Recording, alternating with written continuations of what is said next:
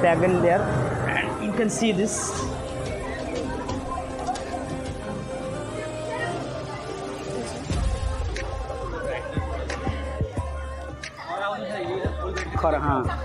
So you can see the FPV camera is there, clear view and full view.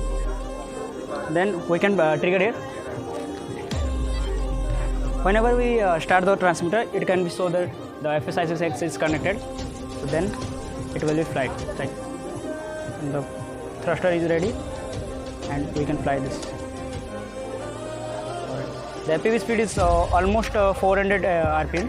So it can be flied in here because here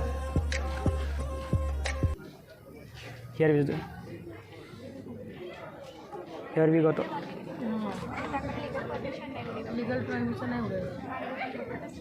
So we can just simulate there and then